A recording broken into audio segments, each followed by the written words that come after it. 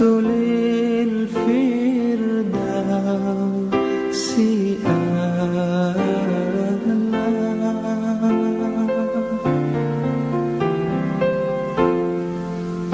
ولا أقوى على النار الجحيم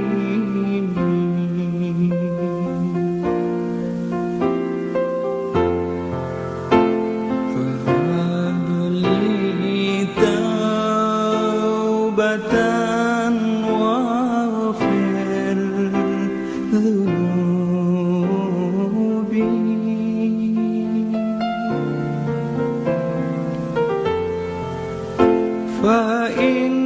فإنك غافر الذنب العظيم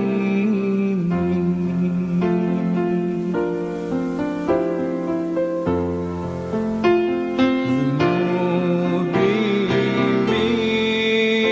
مثل أداة الرمال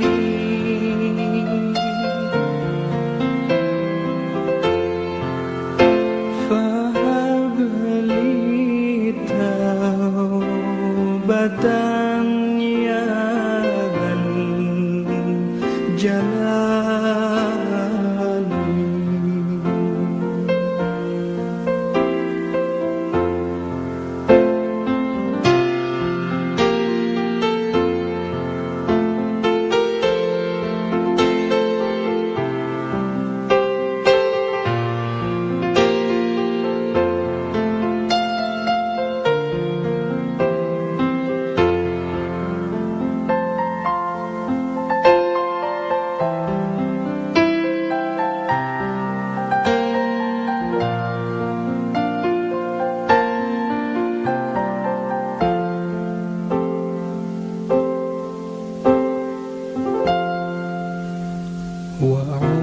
وعمري ناقص في كل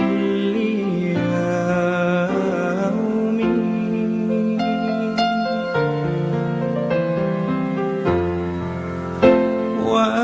وذنبي زائد كيف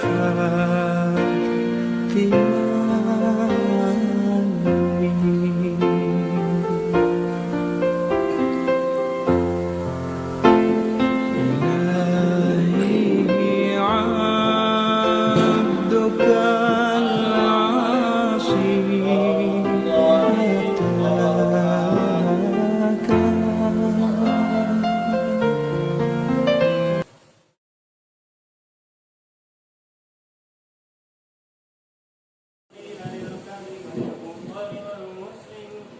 في سيئهما نبي رضي الله تعالى عنه أنه قال قال رسول الله صلى الله عليه وسلم إذا قلت اسرقت بك يوم الجمعة والإمام يخطب أنصت فتسمعوا أنصت واسمعوا وأطيعوا رحمكم الله.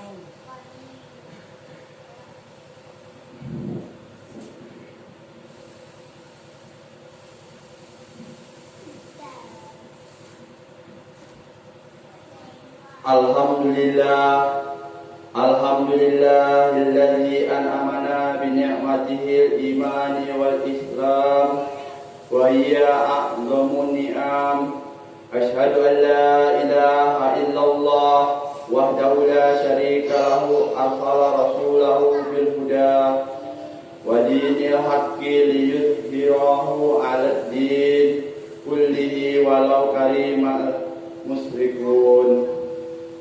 Wa ashhadu anna Muhammadan abduhu wa rasuluhul mab'usu rahmatan lil alamin.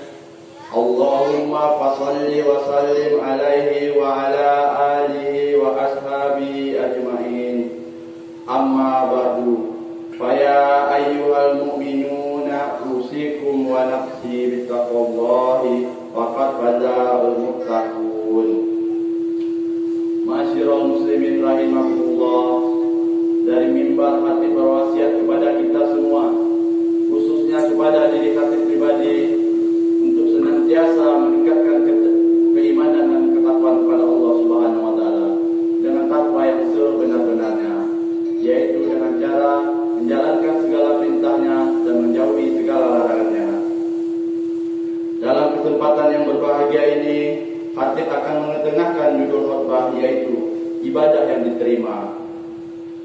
Selaku seorang muslim, tentu kita memiliki keinginan agar ibadah kita diterima Allah, sebab diterimanya suatu ibadah merupakan syarat mutlak memperoleh keridhaannya. Tidak kurang dari 5 syarat yang perlu dipenuhi agar ibadah kita tidak sia-sia, yaitu pertama, syarat ibadah yang diterima Allah harus memenuhi syarat dan rukun. Dalam beribadah, melakukan rukun dan memenuhi syarat hukumnya wajib, tetapi terdapat perbedaan antara keduanya, yaitu dalam hal tempatnya. Yang disebut syarat adalah segala perkara yang harus dilakukan sebelum mengerjakan suatu perkara. Umpamanya berwudu merupakan syarat yang harus dikerjakan sebelum sholat. Rukun adalah segala perkara yang harus dikerjakan ketika melaksanakan suatu pekerjaan. Umpamanya membaca Fatihah dalam salat harus dilakukan ketika salat, bukan sebelum salat. Kurang salah satu, baik syarat maupun rukun, salat akan menyebabkan salat yang tidak sah dan tidak akan diterima oleh Allah. Oleh karena itu, janganlah sekali-kali kita mengabaikan masalah syarat dan rukun, sebab keduanya sangat penting dalam beribadah. Ketinggalan salah satu akan berakibat fatal. Syarat ibadah yang diterima yang kedua harus dikerjakan dengan ihsan. Ihsan berarti mengerjakan suatu perkara dengan sebaik-baiknya, bagaimana seharusnya, bukan asal jadi. Apabila diibaratkan pada pakaian adalah modelnya, tidak asal jadi, tetapi harus sesuai dan serasi. Nabi Muhammad SAW pernah ditanya mengenai ihsan. Beliau menjawab, al-ihsanu an ta'budallaha ka'annaka tarahu fa in lam tarahu fa innahu yaraka. Yang artinya, ihsan itu adalah engkau menyembah Allah seakan-akan engkau melihatnya, dan apabila engkau tidak melihatnya, sesungguhnya Allah melihatmu. Karena ketika kita beribadah merasa sedang berhadapan dengan Allah Subhanahu wa taala, tentu kita melaksanakan ibadah itu dengan sebaik-baiknya. Sifat ihsan menjadi syarat diterimanya ibadah harus dijadikan bekal dalam kehidupan sehari-hari bagi setiap muslim. Apabila sifat ihsan sudah hilang, maka ibadah seorang akan asal-asalan, asal jadi, atau hanya berdasarkan keinginan sendiri. Syarat ibadah yang diterima yang ketiga harus dilakukan dengan khusyuk. Khusyuk atau konsentrasi dan penuh perhatian terhadap apa yang sedang dilakukan merupakan bagian tidak boleh disepelekan dalam beribadah. Sebab banyak keterangan yang menjelaskan bahwa manusia tidak khusyuk dalam salatnya tetap akan celaka. Memang khusyuk itu sangat susah. Dalam salat misalnya, kadang-kadang pikiran kita tidak tertuju pada salat, tetapi tertuju kepada hal-hal yang di luar salat. Biasanya yang terbayang ketika salat adalah perkara yang sangat diidam-idamkan atau yang sangat ditakuti. Oleh karena itu, kita perlu mengetahui cara-cara salat agar khusyuk. Di antaranya, pertama, dekatkan hati untuk melaksanakan salat. Kedua, jangan salat di atas sejadah yang penuh dengan tulis dan gambar. Ketiga, perhatikan dahulu keadaan sekeliling kita apabila salat di tempat yang baru. Keempat, jangan sholat ketika lapar atau haus, demikian juga ketika ingin buang air. Yang kelima, hilangkan dahulu semua yang meragukan dalam pikiran, seperti kompor yang belum dipadamkan, pintu yang belum dikunci. Hal tersebut harus diyakinkan dahulu sebelum berangkat ke masjid. Yang keenam, mohon perlindungan kepada Allah dengan membaca ta'awudz sebelum sholat. Sebab pada hakikatnya tidak khusyuk sholat dalam sholat itu merupakan godaan setan. Salat ibadah yang diterima yang keempat harus diniati dengan ikhlas lillahi ta'ala. Hadirin sidang Jumat yang mulia, Tidak ada suatu pekerjaan yang dilakukan oleh seorang yang berakal sehat kecuali semuanya memiliki tujuan tertentu. Tujuan itu bermacam-macam. Ada yang bertujuan hanya untuk keduniaan, ada yang untuk ke akhirat, dan ada yang untuk keduanya. Dalam beribadah, tujuan itu diatur dengan niat, sebab kita tidak diperintahkan beribadah kecuali dengan niat yang ikhlas. Sebagaimana firman Allah Subhanahu wa taala, A'udzu billahi minasyaitonir rajim. Bismillahirrahmanirrahim. Wa ma umiru illa liya'budullaha mukhlishina lahuddin. Yang artinya, padahal mereka tidak disuruh kecuali supaya menyembah Allah dengan memurnikan ketaatan kepadanya dalam menjalankan agama. Surat Al-Baqarah ayat 5. Oleh karena itu, niat merupakan pokok yang paling utama dalam menentukan nilai dan pahala ibadah yang kita lakukan. Marilah kita perhatikan sabda Rasulullah SAW yang artinya, sesungguhnya semua amal harus didasari niat, dan sesungguhnya pahala setiap ibadah seorang tergantung kepada niatnya. Barang siapa yang berhijrah karena Allah dan Rasulnya, maka hijrah itu kepada Allah dan Rasulnya. Dan barang siapa yang hijrah karena dunia dan didamkannya atau karena wanita yang akan dikawininya, maka hijrah itu terhadap apa yang menyebabkan dia hijrah. Hadirin sidang Jumat yang berbahagia, ibadah yang dilakukan dengan tidak didasari dengan ikhlas karena Allah disebut dengan riya. Riya itu sebagian dari musyrik, sedangkan kemusyrikan akan menyebabkan tidak diterimanya ibadah oleh Allah. Menurut pendapat para ulama, ada beberapa macam orang yang riya. Yang riya dalam ibadah, yaitu ingin dilihat orang bahwa dia beriman, padahal sebenarnya tidak. Riya semacam ini disebut dengan munafik hakiki. Ada juga riya dalam ibadah, yaitu setiap beribadah ingin dilihat orang lain, apabila bersedekah ingin diumumkan. Hal yang serupa dengan riya adalah sum'ah, yaitu amalan baik ingin didengar orang lain. Perumpamaan orang yang beribadah dengan tidak disertai rasa ikhlas atau karena riya atau sum'ah disebut dalam Al-Quran ibarat debu halus di atas batu yang ditimpa air hujan yang deras. Dengan demikian, khatib mengajak kepada diri sendiri dan kepada hadirin untuk mendasari ibadah kita dengan niat yang ikhlas. Tidak ada motivasi lain kecuali mengharap ridho Allah Subhanahu wa taala. Bukan mengharap keuntungan dunia. Kita harus takut kepada ancaman Allah. A'udzu billahi minasyaitonir rajim. Bismillahirrahmanirrahim. Fawailul lil musallin alladzina hum an salatihim sahun alladzina hum yurauna wa yamnauna al-ma'un. Yang artinya, maka celakalah bagi orang-orang yang salat, yaitu orang-orang yang lalai dari salatnya, orang-orang yang berbuat riya dan enggan menolong dengan barang berguna. Surah Al-Ma'un ayat 47. Hadirin sidang Jumat rahimakumullah, syarat kelima agar ibadah diterima yaitu ibadah itu harus berakibat positif bagi kita dan masyarakat.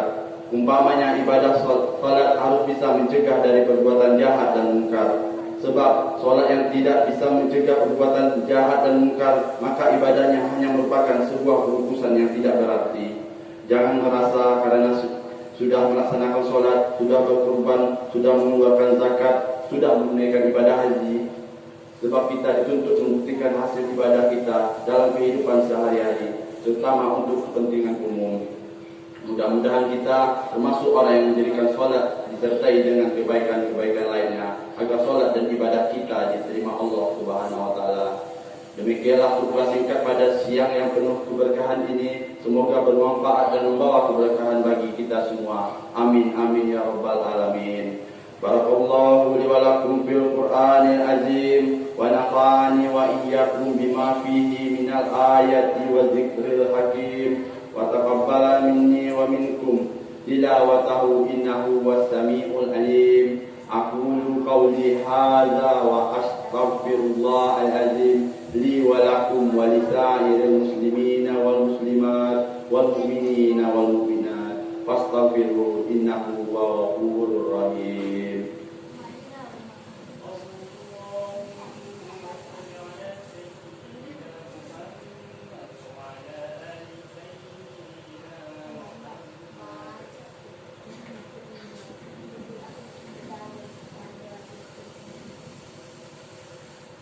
Alhamdulillahi Rabbil Alamin. Wa bihi nasta'inu ala umurid dunya waddin. Ashhadu an la ilaha illallah wahdahu la syarika lahul malikul haqqul mubin. Wa ashhadu anna Muhammadan abduhu wa rasuluhu sadiqul wahhul amin. Salatan wa salaman daimaini mutalazimaini ala asrafil mursalin Sayyidina Muhammadin wa ala alihi wa ashabihi tahirin mukarramin. Amma ba'du. Wa ya ikhwani rahimakumullah, usikum wa iyaya bitaqwallahi wa ta'atihi. A'udzu billahi minasy syaithanir rajim. Bismillahirrahmanirrahim. Innallaha wa malaikatahu yusholluna 'alan nabi. Ya ayyuhalladzina amanu shallu 'alaihi wa sallimu taslima. Allahumma shalli wa sallim ala Muhammad wa ala alihi wa ashabihi ajma'in. Allahumma fir lil muslimina wal muslimat wal mu'minina wal mu'minat al ahya'i minhum wal amwat innaka sami'un qaribun mujibud da'wat wa qadiyal hajat. Rabbana atina fid dunya hasanah wa fil akhirati hasanah wa qina azabannar. Ibadallah, innallaha ya'muru bil adli wal ihsan wa ita'i dzil qurba wa yanha 'anil fahsya'i wal munkar wal baghi ya'idukum la'allakum tadhakkarun. Wa la dzikrullahi akbar. Faqimus shalah.